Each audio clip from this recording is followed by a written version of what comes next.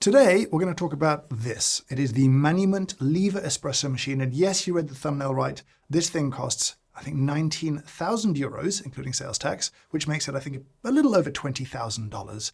And looking at this and looking at that price, you've probably got questions. Well, I had questions too. And the only way to answer those questions was to buy one of these, which is what I did. Shout out to my Patreon for giving me the funds to do this kind of work. I don't have to borrow one, loan one, beg a freebie. I can buy it, review it, and give you an honest, unbiased opinion. Now, I will say that this isn't going to be a traditional review because almost everyone watching this is not really in the market for a machine at this price point.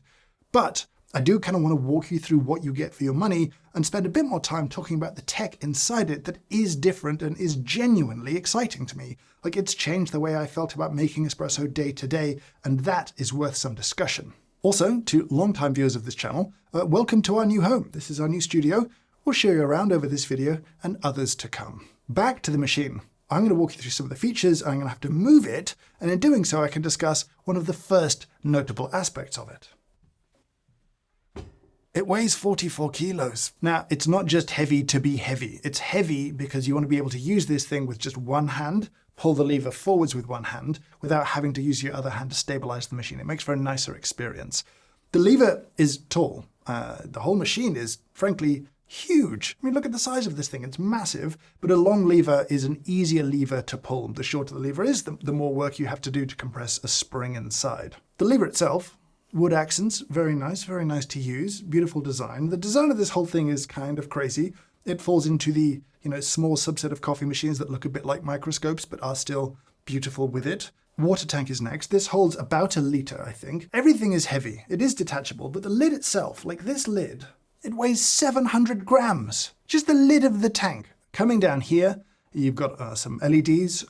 You've got this thing, which is a kind of unusual and unique aspect of the machine, which is a flow control lever. On this side here, you've got your temperature dial for your espresso. They say it's accurate to 0.1 degrees Celsius. You'll see on the dial, it's kind of 1 degree increments. Obviously, you can move the dial anywhere within it, but you don't really know where you are. I couldn't say I'm definitely at 93.6. In their defense, I don't think adjusting by 0.1 degrees Celsius is particularly valuable. If you've done that and your shots tasted better, you probably fixed a different variable that was causing the previous shot to taste bad. Now, the dial isn't linear. Around, the kind of typical espresso temperatures, you've got kind of accuracy, but you can drop down to lower temperatures pretty easily. That is kind of cool. Below that, the main on-off switch. On the other side is your steam system. Now, you've got your steam activator, your steam wand, your temperature gauge, and a manual and auto function we'll talk about when we get to steam. Temperature here, again, has a pretty big range because you can run it below boiling point and actually have it pump hot water out of your steam valve if you want a bunch of hot water for like an Americano or something. It will do it. It'll heat it fresh, and that's very clever. The portafilter here is one of the first places that I'm going to have a little bit of a complaint. This is a 55 millimeter portafilter, which is a really weird size. It makes a bit more sense if you know the lineage of the machine or kind of who's building it. Manument is built by a manufacturing partner, which is TKM, which is Thuner Kaffeemaschinenfabrik, and they, Swiss-based, hence the title of this being the Swiss watch of lever machines, they have some connection going back to Della Corte, who liked this sort of smaller portafilter size. From my perspective, I genuinely would have preferred a 58mm portafilter for a few different reasons. We'll talk about accessories now, actually. With this machine, I got a double portafilter and a single spouted portafilter. We got the baskets, the cleaning things. We got this tool, which is great, and I'll show you that in a second.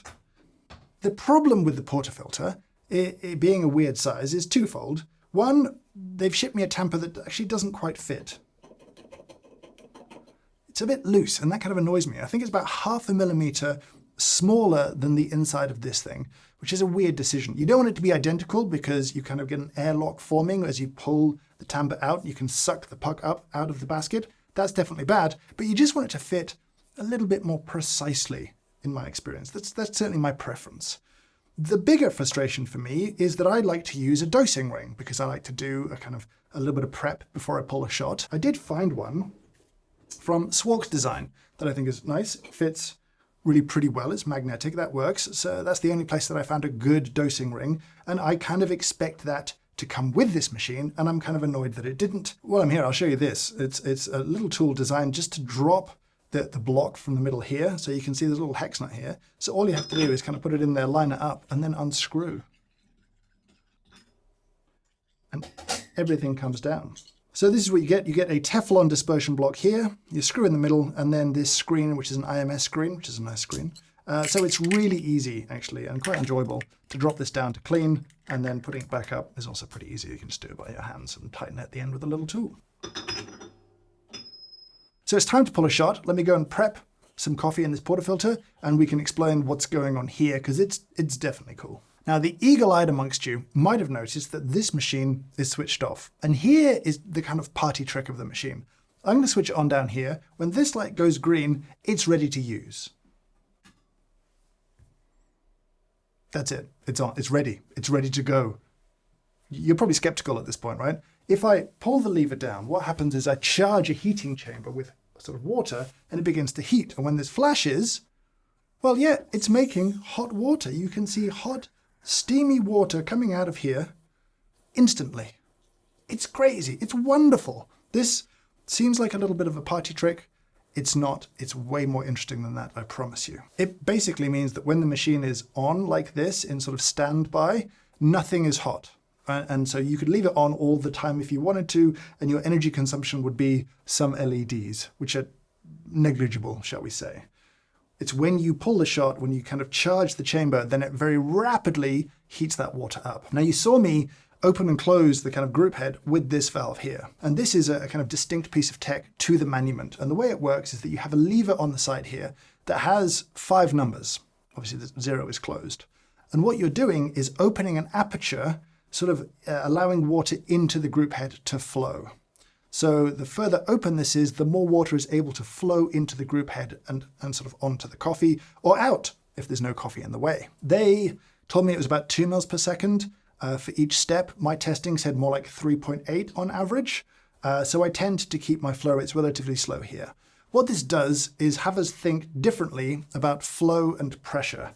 I'm going to try and do my best to explain this by saying, imagine the coffee here is also a valve, right?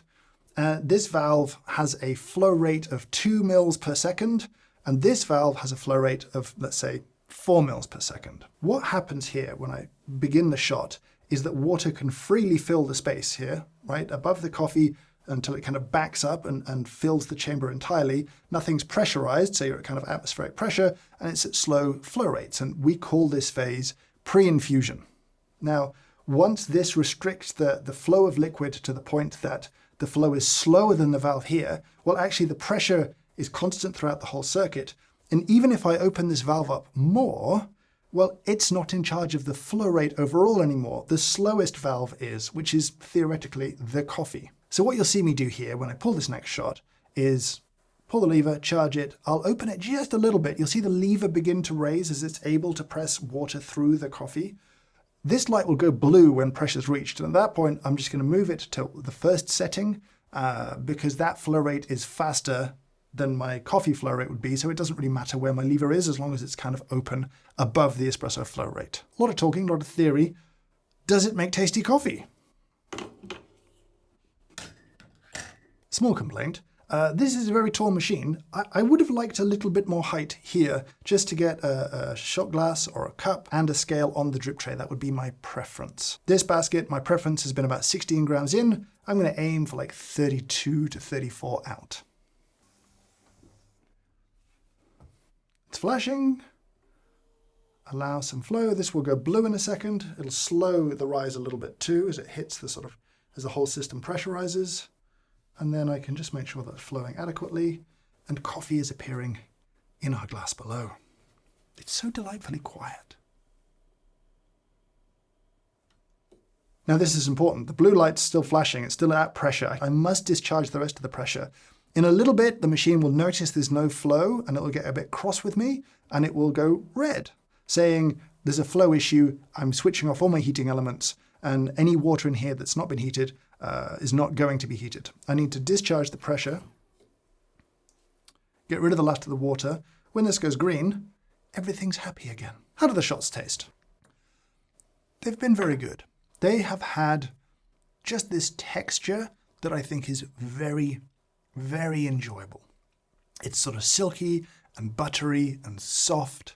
And that's across a bunch of ratios. The springs in here, I think it's a dual spring system, peak at around 9 bars of pressure, but that will be declining through the shot. And that's generally sort of a good thing, I think. It's why people like lever machines or machines that can do a declining pressure profile. The theory is that later on in the shot, when you've essentially eroded and washed away a lot of that coffee cake, lower pressures reduce the likelihood of channeling, and it keeps your flow rate kind of even throughout. I've had shots that have had really nice sweetness. The acidity's generally been balanced. The shots from here have just been really, really tasty. I will talk briefly, before I get more into the sort of steaming and the other tech stuff, about this drip tray. This is one of my favorite drip trays that I've used in a really long time. It's a weird thing to say, and reviewer brain is definitely a thing. This drip tray is just great because you've got under the grill a kind of splash guard ramp thing. So when liquid hits it, it flows down into this little hole and then disappears underneath the splash guard. Now, it's easy to take it out and clean it, but it means that when this is very full, there's only one tiny place that liquid can flow out of on my way to the sink. So I can't make a mess, even when this thing is really full. That's like a tiny detail, but it's a great detail. Now, I previously mentioned the automatic versus manual switch on the steaming side. The automatic setting is so that when you finish pulling a shot, it will automatically start heating the sort of steam element, and it will leave it hot for about 45 seconds after your shot. That would mean if you prepped your milk and you're kind of ready to go, you could pull your shot and then straight away get into steaming milk. Alternatively, if you have it in manual, you need to kind of open the steam valve, get the machine sort of going and hot, which happens pretty fast, but then you can steam. I'm going to switch it to auto, and we're going to pull a shot.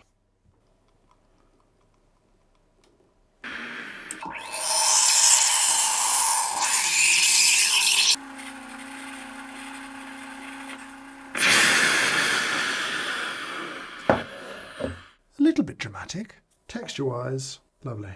Glossy, silky milk, pretty achievable. With practice, I think this is a great one to steam with. Very enjoyable, no complaints whatsoever, which for me feels like a rarity. The area I find myself in conflict with the manufacturer's sort of recommendations or ideas is that you can use this as flow profiling once the shot is kind of underway. I think it has a big impact on pre-infusion, but looking at how this is a valve and that's a valve, kind of talked about it before, I haven't seen in my testing a change in flow rate or taste if I have, once the shot is flowing, maxed out the sort of aperture on here to allow as much water in because it's still constrained by the coffee. What I mean by that is if I open this up, if I start that pre-infusion, once this pressurizes, once the blue light is lit, the rate at which this is climbing is determined by the coffee. Whether I move this open or closed does not seem to impact the flow through the liquid. It's not a bad thing. I just think it's a pre-infusion control, not an overall flow control.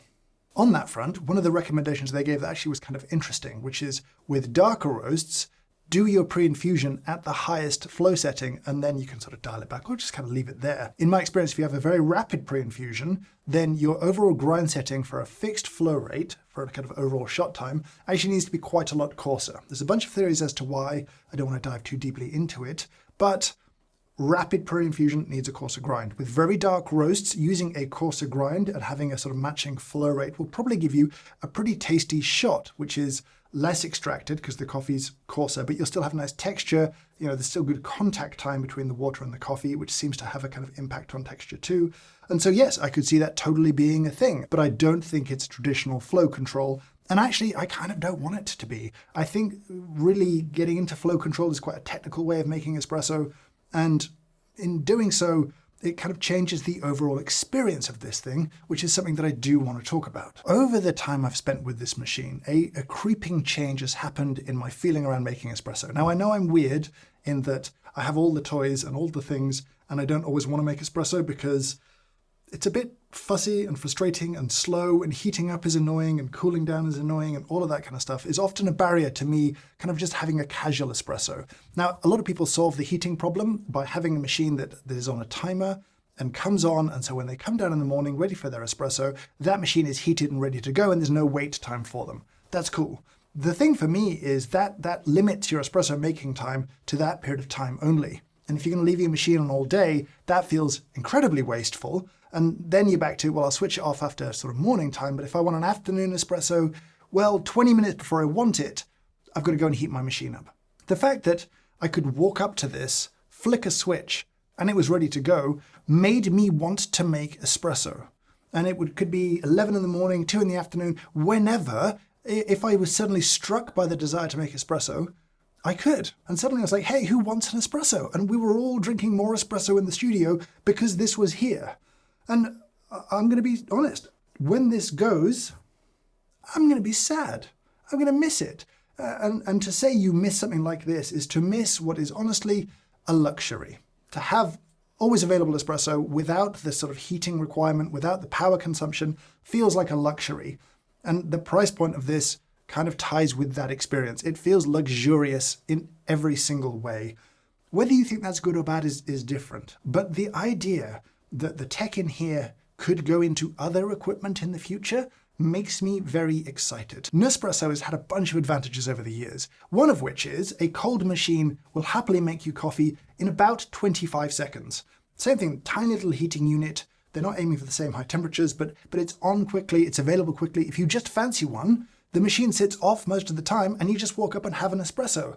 You can't do that with most espresso machines, but imagine if you could, and the results were, well, so much better than Nespresso, like real great espresso whenever you want, without the kind of burden on your power supply. Now, I'm not going to say that makes this more sustainable, because I imagine whatever carbon cost there is shipping 50 kilos of machine wherever you are in the world is going to take a long time to kind of, equalize with your lower power consumption. But the tech inside makes me excited. It's tech that I would love to see go into other equipment. I know some people will be worried about temperature stability. If you are, you could use a naked portafilter or essentially preheat the portafilter by kind of pulling a blank shot through it first. One fascinating additional advantage the machine has is that because nothing's held hot, you can do shot-to-shot adjustments in temperature really easily in a way that almost no other machine can. Is it worth 19,000 euros? That's a question, isn't it? That's a difficult question to answer.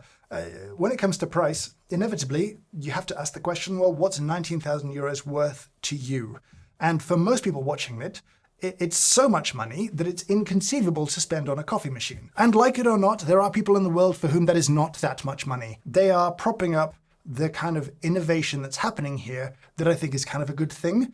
These are built in small quantities in Switzerland. They are built very well, very beautifully. No expense feels like it's spared in this thing.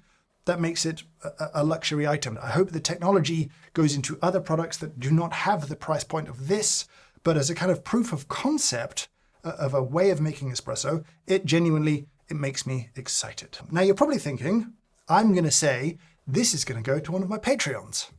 I'm not going to say that. It's already gone to one of my Patreon supporters. I didn't want to use this as a kind of reason to encourage people to sign up to support my Patreon. So it's already been given away to one of my Patreon supporters because I'm so grateful for the support they've given me, especially as things have been a bit quiet on the channel recently as we've been building out this place and other stuff's been going on. So thank you again to my Patreon supporters. They have been amazing. Before I wrap up, as we're in the new space and there's a new print, I just want to tell you about it. Can I tell you about this print? A little while ago, we made a video that was the ultimate Moka pot guide, and we felt it would be only appropriate to make a poster of it, and I'm really pleased with how well this turned out. It's a beautiful piece of art, and at the bottom, there are the key steps to get great coffee from a Moka pot. It's available now, link down in the description below. It's available for a limited time, as all our prints are ultimately limited run. But now I want to hear from you down in the comments below. Firstly, do any of you have one of these? Has your experience been? Have you enjoyed it? Are you pulling shots with it every day? Has your experience matched mine? Secondly, does the tech make you excited? Does it just seem like a little bit of a party trick and a weird thing? Or do you get the excitement that I feel from having something instantly available like this to pull great shots of espresso? Do you love how it looks? What color would it be in? I think it comes in black and white, but I feel like you could do a lot with this thing in terms of customization too that would be super fun. Let me know down in the comments below. But for now, I will say thank you so much for watching, and I hope you have a great day.